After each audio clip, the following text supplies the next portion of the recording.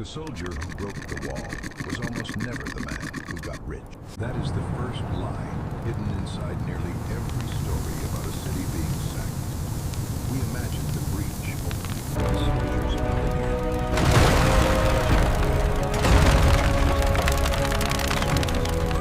And we assume the men with blood on their sleeves walked away with the treasure. Most of them did not. For nearly 2,000 years of European warfare, the sack of the city was not simply an explosion of violence. It was a system, a cold, audited, legally protected system for turning terror into cash, and for making sure that cash moved upward. To the general, to the king, to the state, to the merchant waiting outside the wall, to the banker who never entered the city at all. The man with the bloody chalice got a fraction. Sometimes he got coins. Sometimes he got boots. Sometimes he got wine. Sometimes he got nothing.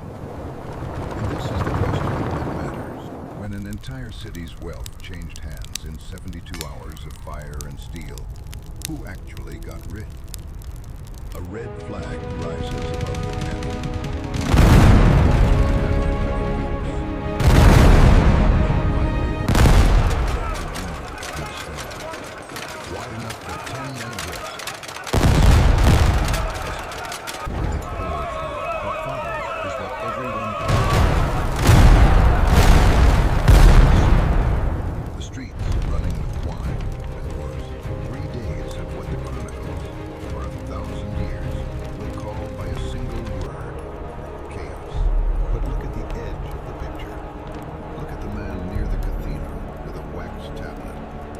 Down a number.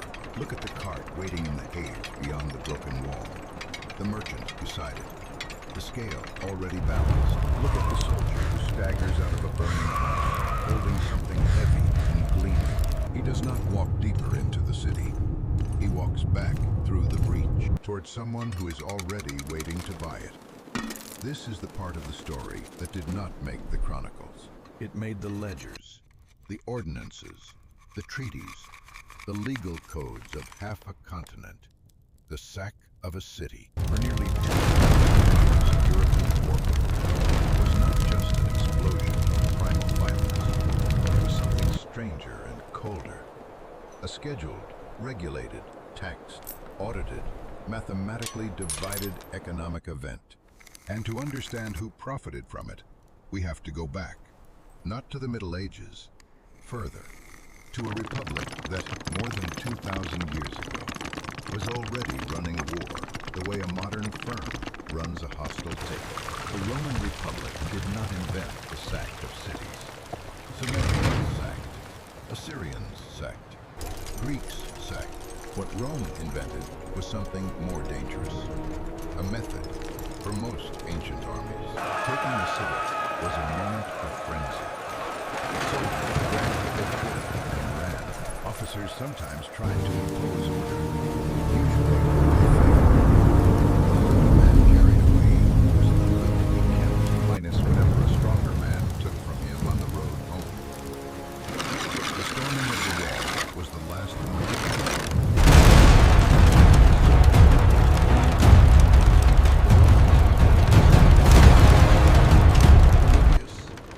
Historian who lived inside the Roman war machine and watched it from the closest possible distance, described the system in a passage that still reads like the operations manual of a corporation. Half the soldiers were sent to gather the booty. The other half remained under arms to keep guard. Half the army looted. Half the army stood sentry. Then they rotated. The looting was not a frenzy. It was a task with a roster. Polybius was describing the Roman sack of New Carthage in 209 BC. But the system he described, half guard, half collect, and rotate, was the standard Roman method, repeated city after city, century after century. The plunder was not secret, it was harvested. It moved in an orderly stream from house to courtyard to forum, where it piled up in heaps in front of a man whose title meant, almost literally, the one who asks questions.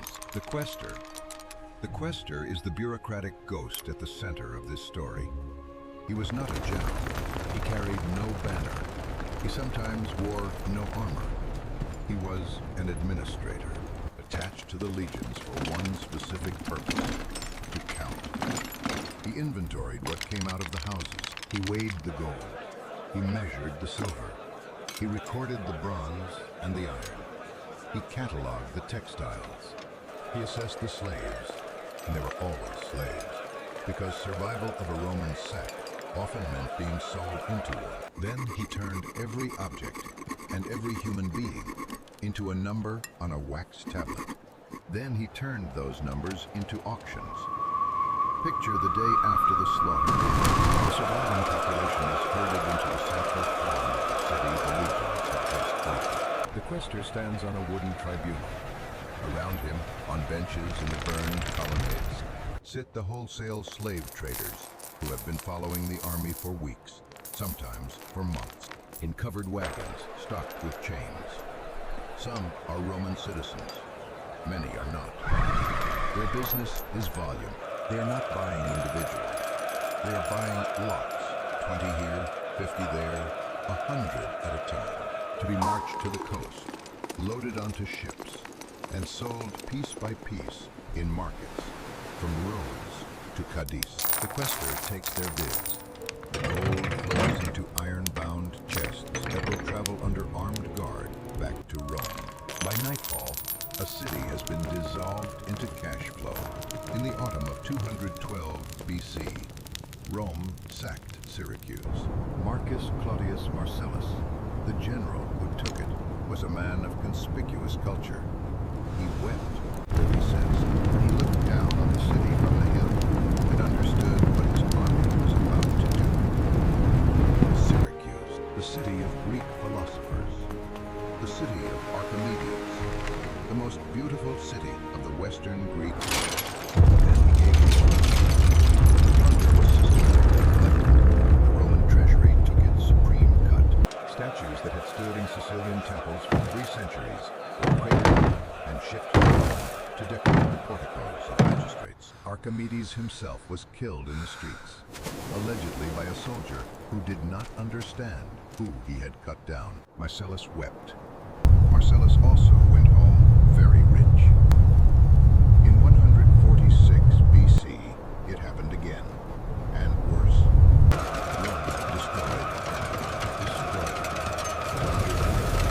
According to a legend, whose precise accuracy historians still debate, but whose meaning is correct. The man in charge was Scipio Aemilianus.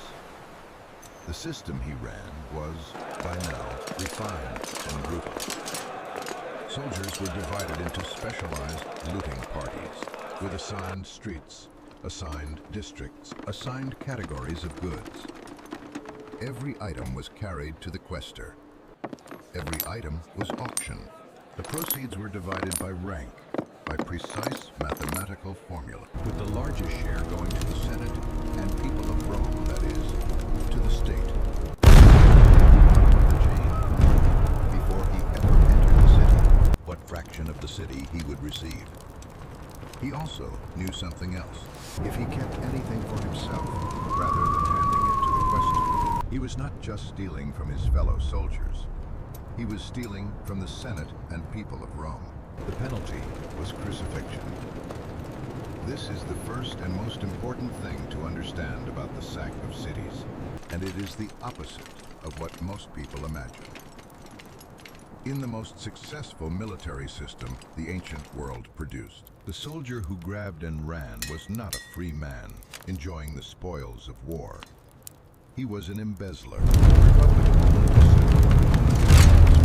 The soldier was only the instrument by which the Republic took possession. And the Republic took possession on a scale that is difficult to imagine even now.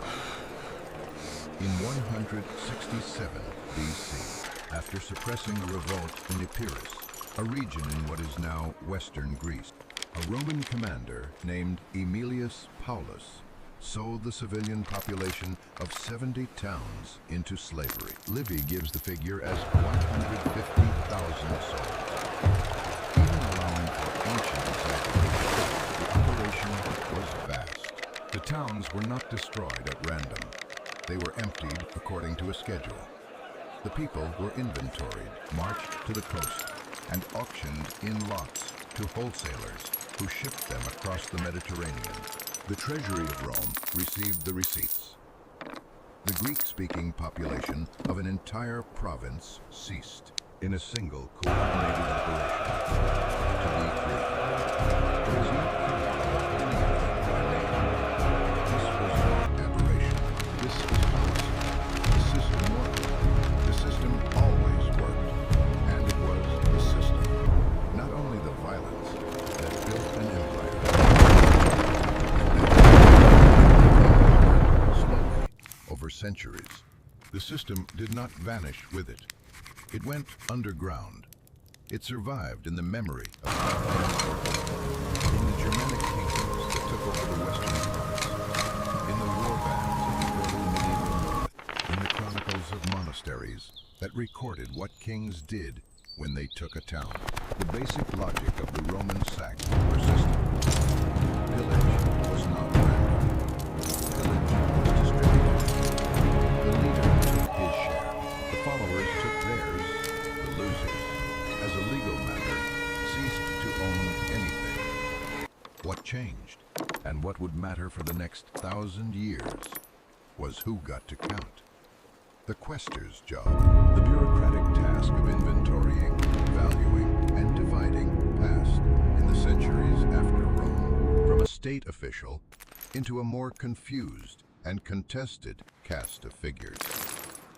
Sometimes a king's clerk, sometimes a bishop, sometimes a captain did.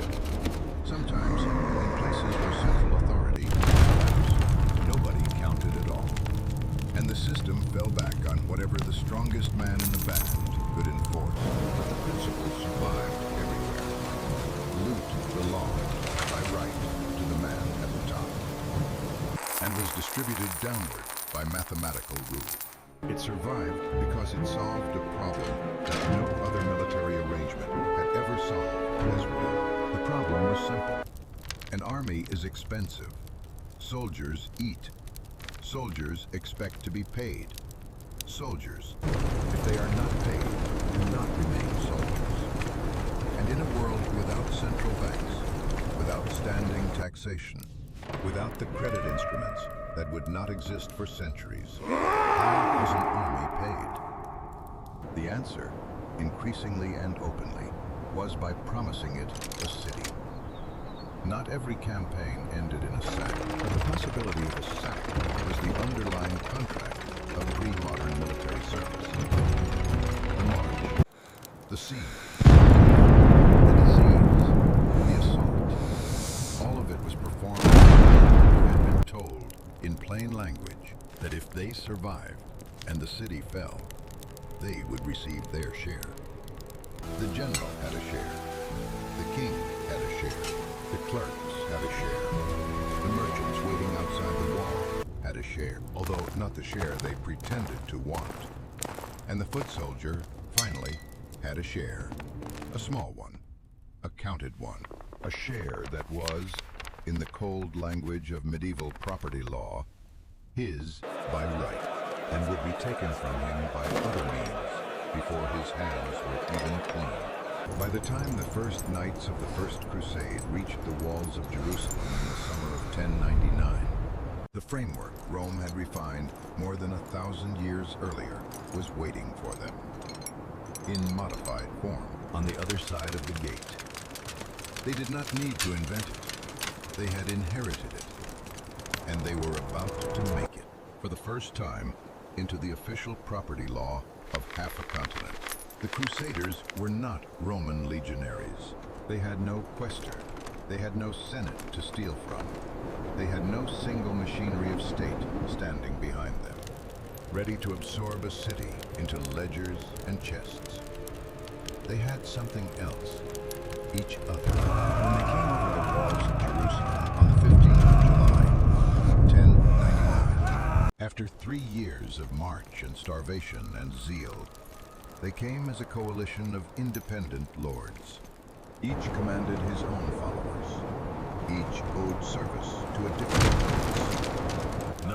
stood inside the kind of unified command that would have made a Roman general nod with recognition. And so the question that the Roman quaestor had answered with a wax tablet, who owns what, comes out of this house. They answered with a shield. The planting of the shield.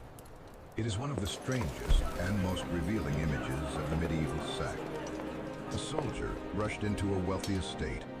He killed then, before he touched the silver, he went outside, took down his lord's heraldic shield, or banner, and nailed it to the door. That shield was not decoration. It was a legal claim, under the laws of arms that crusader Europe had absorbed from Byzantine and Norman precedent. The contents of the house now belonged to the lord, whose colors were on the door. Any other soldier who entered would be committing a crime. Not a moral crime, a property crime. A crime against the man whose arms hung outside. The slaughter in Jerusalem was real. Chroniclers said the streets ran ankle-deep in blood. They were exaggerating, but only somewhat. What is striking, looking back at it, is not that the killing happened. It is that in the middle of that killing, men paused to enforce property law. They knocked on doors with banners. They negotiated in the smoke. The population was massacred. The buildings were inventoried. That same logic, repeated and refined across the 12th and 13th centuries, would be carried to its the Fourth Crusade.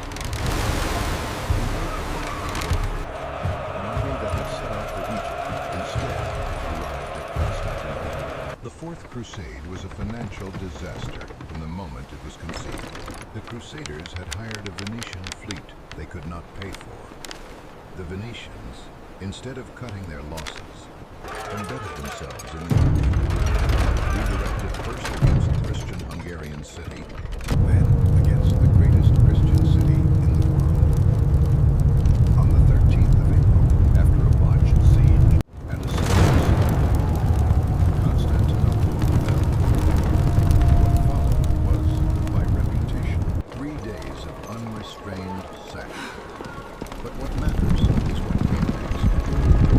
In hours of the city's fall, the leaders of the army issued a strict order. All looted treasure, every chalice, every coin, every reliquary, every sword, every silver-bound book was to be carried to 3 designated churches in the city. 3 specified by name. Soldiers who tried to keep what they had taken were to be hanged. And then, in those 3 churches, a centralized council sat down to do something that no Roman quaestor had ever quite done at this scale: divide an empire mathematically. The bookkeeping was precise. First, a sum was taken off the top to pay the Venetian fleet what the Crusaders owed for transportation. This was the original debt, the debt that had brought the army here in the first place. The Venetians took it from the piles in the churches before anyone else got anything. Then the remainder was split by a previously agreed formula between the Venetian state and the French lords. Then, only then, was the lower portion distributed down the chain to the knights, the men-at-arms, and finally, what was left of it, to the foot soldiers. The historian Donald Keller, writing nearly 800 years later, described this division as mathematical. It is the right word. The wealth of a 1,000-year empire was reduced, in the days after its fall, to a problem of fractions. The bronze horses on the spina of the hippodrome were unbolted and shipped to Venice, where you can still see them today on the facade of San Marco. The relics of the Passion were divided up among bishops. Libraries were burned, mostly by men who could not read the scrolls and saw only the silver bindings. This is what the system looked like when it worked. Constantinople was the proof of concept. A coalition with no king at its head, no senate behind it, no central treasury, had nevertheless taken the richest city in the Christian world and reduced it to a balance sheet. The mechanism that made it possible was very old. Count first, divide by rank, hang the thieves. But the mechanism had now been adapted to a world of mercenaries, contracts, shipping debt, and private military. Would refine it into something that, to modernize, looks eerily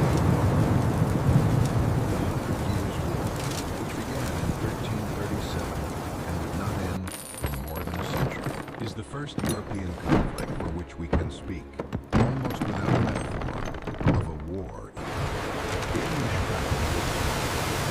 population was a fraction of France's. Its tax base was a fraction of France's. And yet, for decades at a time, it sustained armies on the continent that outfought the largest kingdom in Western Christendom. It did this by privatizing war. Edward III, who came to the English throne in 1327 and would prosecute the first phase of the war for the next 50 years, did something that none of his predecessors had quite managed. He turned military service into a speculative investment. A captain in this period, something between a contractor and a hedge fund manager, would sign an indenture with the crown. The indenture specified how many men he would raise, for how long, and at what wages. The wages were modest. The captain would not make his fortune from wages. He would recoup his costs with interest from one thing, the war itself. This was where the law of thirds came in. Under the system Edward formalized over the course of the 1340s, every captain who served the crown owed the crown 1/3 of all payments taken in the war. 1/3 of ransoms, 1/3 of plunder, 1/3 of any city. The rest minus what he owed downward to his own men, who were in turn subject to the same fractional law inside the contingent. The crown took the top slice. The captain took the middle slice. The archers and men-at-arms at the bottom got whatever remained after both king and captain had taken their accounting. It is hard to overstate how transformative this was. A common English soldier with no land, no birth, no inheritance could in theory become rich in this war. The underlying contract between the crown and the men who actually fought was simple. War was open to anyone who could fight, and the spoils would be divided by a system the man at the bottom could, at least in principle, understand. There was nothing quite like it in 14th century Europe. France did not have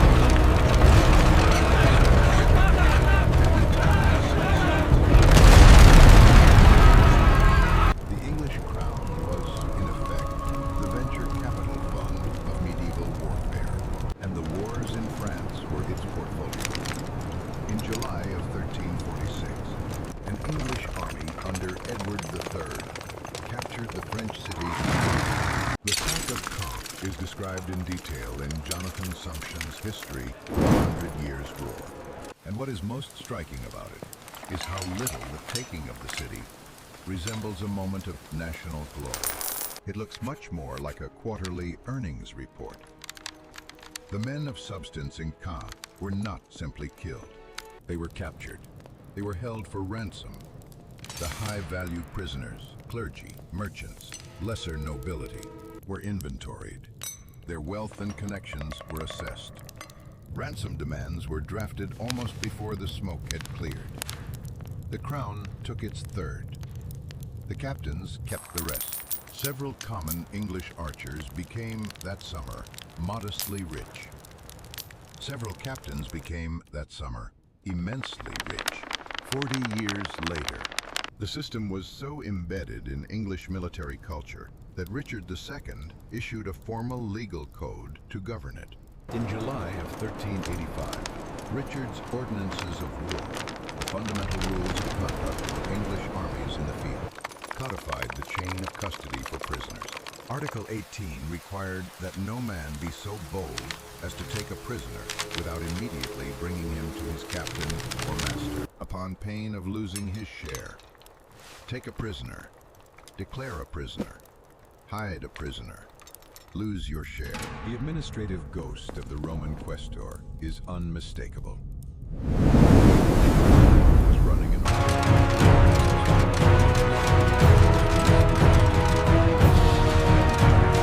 on the 25th of October, 1415, on a muddy field in northern France,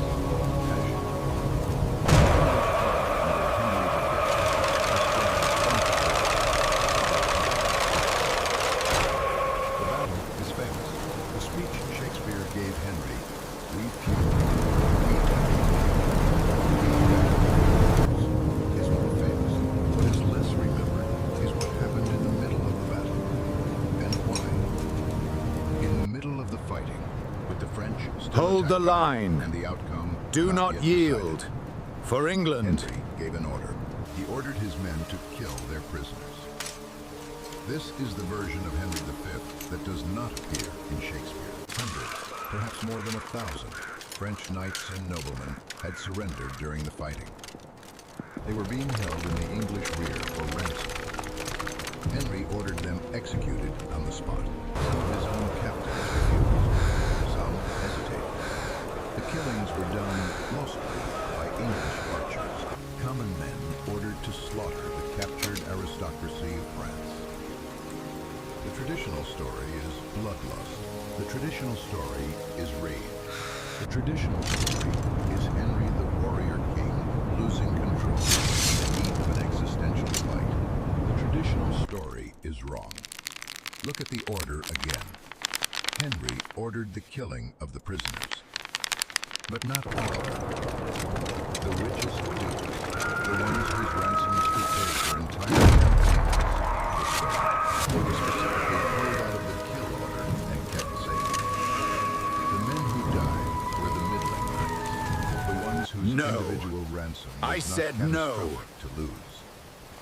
The men who lived For the God martyrs. and King. This was not bloodlust. This was truth. The historian Juliet Barker, in her study of the battle, has laid out the underlying logic in unsparing terms. A captured knight in the laws of war was a financial asset belonging to the man who had captured him. He was also a security risk. If the French renewed their attack and freed him, he could pick up a weapon and rejoin the fight. Henry, in the middle of a battle whose outcome was uncertain, made a brutal cost-benefit calculation.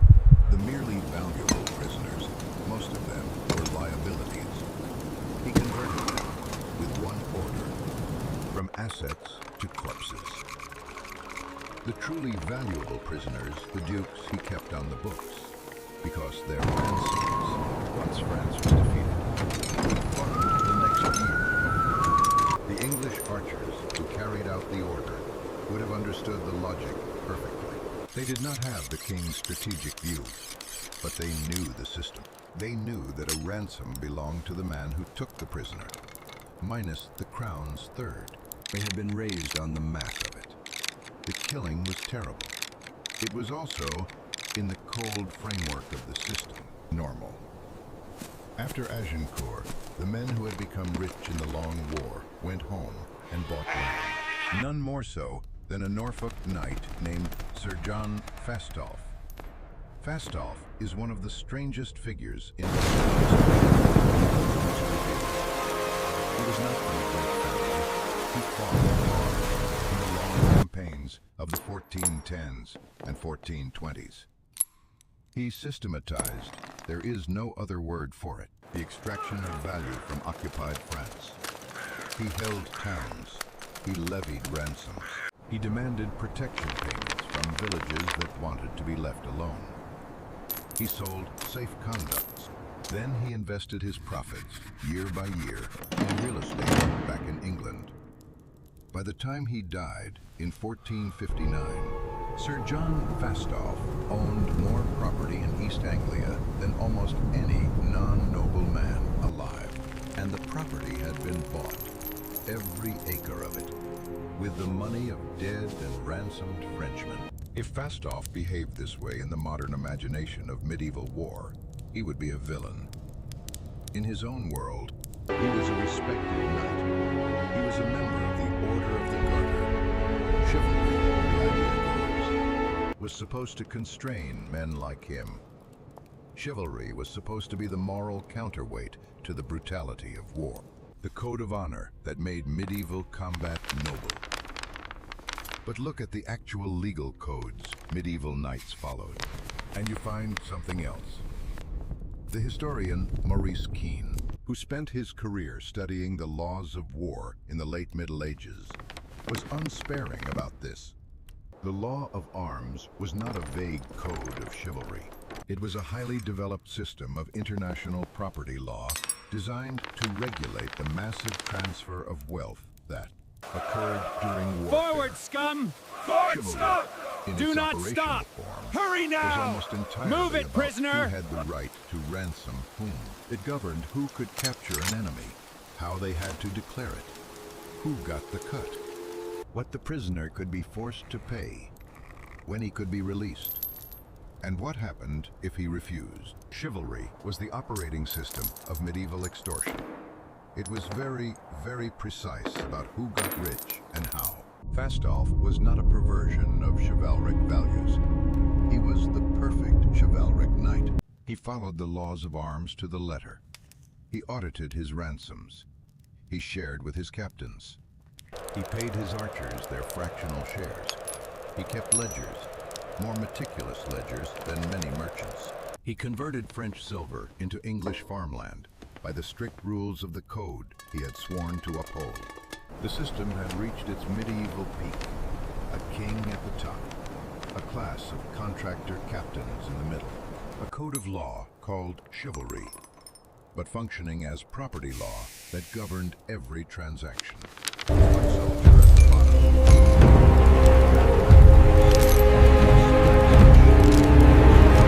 But the system had a hidden flaw.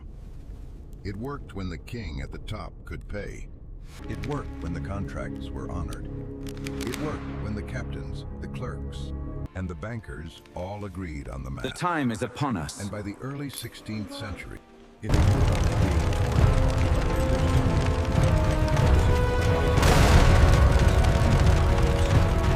professional mercenary, loyal only to whoever could pay him. None of these assumptions still held. The breakdown, when it came first in the one city no one had expected. It came in Rome. In May 1527, an army that had been marching unpaid for months arrived outside Rome. The army did not belong to Rome's enemies, at least not in any straightforward sense. It belonged, technically, to the Holy Roman Emperor Charles V. It had been raised to fight in the Italian Wars. It consisted of two main components: Spanish soldiers, professional, hardened, used to being underpaid, and German Landsknechts, the feared mercenary pikemen of the early 16th century. Many of them Lutheran, almost none of them paid in months. The commander of the Landsknechts was a man named Georg von Frundsberg. Frundsberg is a perfect specimen of what the system had become by the 1520s. He was not a king's vassal. He was a military entrepreneur. He raised soldiers on his own credit. That is, he took out loans against the promise of future wages from his employer, the emperor, and marched them wherever the emperor pointed. The system worked when the emperor paid him on schedule. The system did not work when the emperor did not. By 1527, Charles V's treasury was a wreck. The Spanish were not being paid. The Landsknechts were not being paid. Frundsberg himself was in the field, trying to keep his pikemen from mutinying. When in March of that year, he suffered what contemporaries called a stroke. He was carried, partially paralyzed, off the campaign. The contract had broken. The man at the top could no longer pay, and the men at the bottom, who had marched on the promise of wages that were not coming, did the one thing they had always been trained to do as a last resort. A took the wages out of the next city they came to. The city was Rome. What followed? Help us! Stop them! Burn it all! It was certainly the most expensive. Not because the soldiers stole more than usual, but because the orderly hierarchical machine that had governed Where is it? Roman and It's medieval not here! states for 15 centuries Find the was no gold, longer now! operating. There was no command. There were no captains. With ledgers. There were Where is only it? individual I'll give it to you! in groups. Show me! Extracting back Here, pay take it! directly from the population by whatever methods produced money faster. The methods produced money. According to the estimates compiled in his study of the sack, roughly 100,000 ducats in cash and extortion was pulled out of the citizens of Rome. And almost none of it went to the imperial treasury. It went to individual soldiers in individual transactions by individual torture. The empire, which had nominally launched the army, received nothing. The men who had been promised wages took those wages, with interest, out of cardinals and bankers and merchants, whose names are recorded only in the lists of the dead. This is what happens when the system's central premise fails. The premise that the man at the top can be trusted to pay. When that fails, the pillage does not stop. The pillage gets worse. The early modern historian, Geoffrey would later observe that mutinies and the subsequent sacking of friendly or neutral cities in the 16th century functioned as violent strikes. Soldiers were enacting a brutal form of debt collection against a bankrupt state. Rome was the first great example. It would not be the last. 49 years later, it happened again, on a larger scale and with even more bureaucratic logic. In Antwerp in 1576 was the financial capital of Northern Europe. Its banking houses moved more silver in a month than most kingdoms saw in a year. It was nominally a possession of the Spanish crown. It was occupied in November of that year by Spanish troops who had been unpaid for so long that Parker described the resulting violence in plain language as a wage recovery.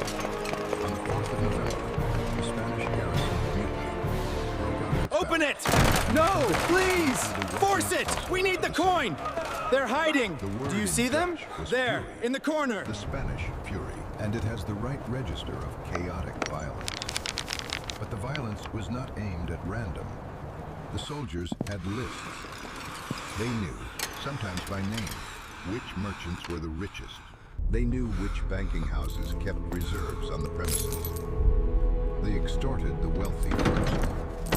They tortured those who would not pay. They burned the records of those who tried to hide their wealth. By the time the fury Antwerp was no longer the financial capital of Northern Europe. The bankers who survived moved their operations to Amsterdam. European finance moved with them. A single sack, a single failure of the wage system rearranged the economic geography of a continent. It is one of the great ironies of the system that, exactly as it was breaking down in practice, it was being codified with the highest possible care into law. In 1625, in Paris, a Dutch jurist who had grown up in the shadow of these wars sat down to write a book. His name was Hugo Grotius. He had been imprisoned for political reasons in his native Netherlands, had escaped famously by hiding in a book chest carried out of his prison, and was living in exile in France. The book he produced, De jure belli ac pacis, on the law of war and peace, would later be hailed as the founding document of modern international law. It is sometimes presented in modern law school curriculum as a humanitarian intervention against the brutality of 17th century warfare. It was nothing of the kind. What Grotius did in 3 books and dozens of chapters, was take the long customary law of the sack, the Roman quaestor, the planted shield, the law of thirds, the right of pillage, and give it formal philosophical grounding. The victor in a just war, he argued, had a natural legal right to the property of the vanquished. Captured things, he wrote in Latin that consciously echoed the Romans, became the property of the captors. It was not a restriction on plunder. It was a justification of plunder. Grotius was not trying to abolish what armies did to cities. He was trying to provide it with a defensible philosophy. He was describing the framework of an orderly transfer of wealth in a Europe that was experiencing almost everywhere by 1625 a disorder. The clearest illustration came 6 years later. It came in a German city called Magdeburg. In May of 1631, imperial forces under Constantinople took the city of Magdeburg after a brutal siege. What followed was, by even the Keep running! There's nowhere to go! Move it! Watch out! The city burned. Here is the part that matters for our story. He had run a careful siege. He had a perfectly ordinary plan for what to do with the wealth of Magdeburg once it fell. Collect it, count it, divide it, ship it back to fund the next campaign. He was a competent commander running the standard. His soldiers, scattered across the city in small parties, lost control. Houses were set on fire, sometimes by the leaders to cover crime or to flush out hidden battles. Fires spread. Magdeburg was a wood. By the time the smoke cleared, most of the wealth of Magdeburg, the wealth Tilly had been planning to harvest, was ash. Peter Wilson, the modern historian of the 30 Years' War, has been blunt. The burning of Magdeburg destroyed the actual economic value the army had been built to extract. The system, when it broke, did not just fail to enrich the man at the top. It destroyed what it was trying to seize. By the 18th and early 19th centuries, in the long wars of Marlborough and Napoleon and Wellington, the formal Roman medieval system was barely recognizable. Armies were paid, on the whole, by national treasuries that had finally matured enough to actually pay them. Pillage was no longer the primary compensation. But the customary law of the breach had not gone away. The deep, ancient idea that a city which refused to surrender was condemned to whatever happened next was still there.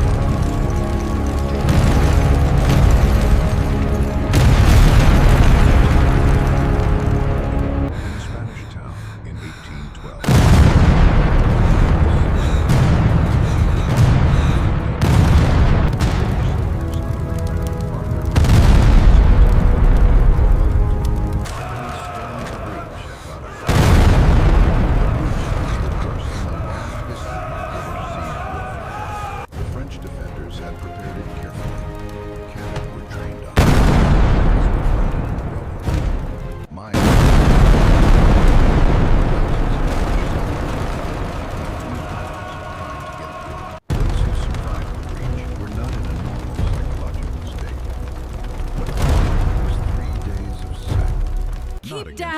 city.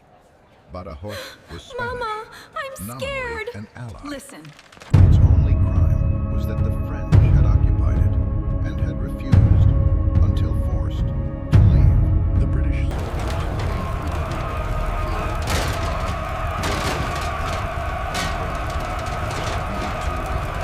Wellington, the commander, did not intervene.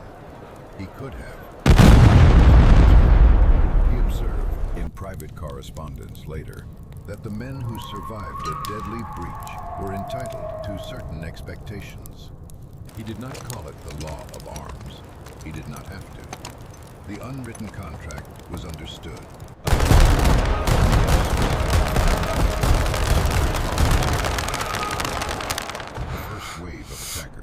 sometimes promised double pay and the best of the loot, knowing they would probably die. Those who live by the deep grammar of the system had earned. It is the last great example in the European tradition of the customary law of the sack.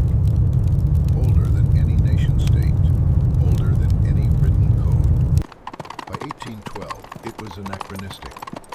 Wellington was embarrassed by it. He hanged looters publicly when the third day was over. But for those 3 days, each overrode the arms of his army. A Roman quaestor would have recognized the shape of it. He might even have been confused that there was no auction afterward. There was no auction. That part of the system had finally died. The rest of what 1,500 years of European consequences that long outlived it. The most important consequences are not what most people imagine. They are not the famous cities that fell. They are the unfamous men who got rich from the fallen. Throughout this entire story, in every century, there was a figure standing just outside the wall. He was not a soldier. He was not a captain. He was not a king. He was, depending on the period and the geography, a Genoese merchant, a Venetian banker, a Jewish dealer in metals, a Flemish banker, or a German soldier. He had followed the army. He had set up his table near the camp. He carried cash, sometimes in surprising amounts. When the soldiers came back through the beach, blackened with soot and weighed down with loot, he was waiting for them. He bought their plunder at a fraction of its value. A silver candelabra, worth perhaps the equivalent of a year of an archer's wages, would change hands for what amounted to a few weeks' pay in coin, on the spot. A jeweled cross, looted from a cathedral, would be sold for what Keep could moving, fit in a soldier! man's purse. The soldier could not carry the candelabra to the next siege. Right. He could I'm not going. carry the cross across a continent. He needed money he could spend tonight. The merchant outside the wall had money he could spend tonight. And the merchant had an immense, deliberate, structural information advantage. The merchant knew what these objects would sell for in Venice, in Antwerp, in London. The soldier did not. This is the part of the system that does not appear in the chivalric codes. It does not appear in the Roman manuals. It does not appear in Grotius. It happens just outside the frame. It happens in the camp markets. In the Keep them moving! In the wagons. Steady, girl, steady! Heading east. Push forward! Or We must... loaded with the cultural treasure of an entire population. And that treasure ended up, in the months that followed, in the merchant houses of Italy and the Low Countries, where it was sold at full market price to the wealthy of cities far from the war. This is how the looted gold of the French cathedral ended up funding a Venetian merchant. This is how the silver of a sacked German town ended up in a banking house in Genoa. This is how, and here is the part that matters most. The long, brutal arc of European city sacking helped mark the rise of European commerce. The wealth was not destroyed. The wealth was redistributed. It moved from the cities that fell to the cities that did the falling, and to the merchant networks that financed the falling. The Renaissance was paid for, in part, by sacks. The rise of the Atlantic trading empires was paid for, in part, by sacks. War was, as it has always been, an engine of capital concentration. But the soldier, the man in the breach, the man with the chalice, the man whose fictional descendants we cheer when we watch a movie about a heroic siege, the soldier got points. Look at the math one more time. A captured duke in 14th century French warfare was worth a ransom that could elevate a peasant to landed gentry overnight. A 10-to-1 ratio, by Philippe Contamines' calculation, of ransom value to a common soldier's annual wage. But the peasant rarely captured the duke. The duke was captured by a knight or a captain, and the captain's third went to the crown, and the captain's half went into his own brothers, and men at arms who had actually pursued to the crown got the smallest fraction. Even when the system worked exactly as the legal codes said it should, the wealth flowed upward.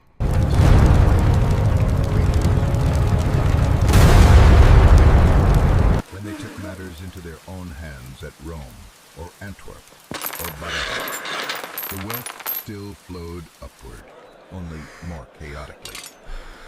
The merchants outside the wall still bought low and sold high. The bankers in Genoa and Augsburg and Amsterdam still cleared the transactions. The kings still got their thirds when they could enforce them. And when they could not enforce them, the kings simply borrowed against the next campaign. The common soldier was the instrument of the transfer. He was rarely its beneficiary. This is the closing image, and it is the same image we began with. Look again at the man emerging from the breach with the heavy, gleaming smoke, stone, and body. He has, at least in the legal sense, the right to a fractional share of its value. He walks to the table. The man at the table has scales. The man at the table has cash. The man at the table has been waiting calmly for hours. The two men negotiate briefly. The soldier accepts a price. The price is, by any rational measure, a fraction of what the object is worth. The soldier takes the coins. He goes to find wine, or a meal, or a new pair of boots. Within a few weeks, the coins will be gone. Within a few years, the soldier will be gone too. To disease, to the next siege, or to a road home he may not survive. The object will travel. It will end up in a cathedral, or a palace, or a private collection. It will be sold at its full market value by a merchant whose name you do not know, working for a banking house whose ledgers may survive in some archive, and it will pass to a wealthy patron whose great-grandchildren may become the founders of fortunes that still exist. This is the bloody ledger. Immense human suffering, reduced to neat columns of ink and mathematical fractions. The horror of the sack was never just the violence. It was the bureaucratic coldness with which the violence was monetized. It was the calmness of the man at the table. It was the patience of the merchant outside the wall. It was the silent, unsigned partnership You checked it? between the men Yes. who fought and the men who counted. Is it A real? partnership in Yes. which only one side ever became rich. The walls fell. The soldiers came through. 3 days passed, and when the smoke cleared, the wealth of the city was not destroyed. It was moved.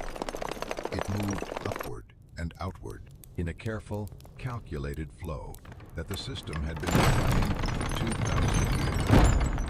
It moved to the king. It moved to the captain. It moved to the merchant. It moved, eventually, to the bank. The man with the bloody chalice got a bottle of wine and a pair of boots. He was never the one who got rich. He was only the one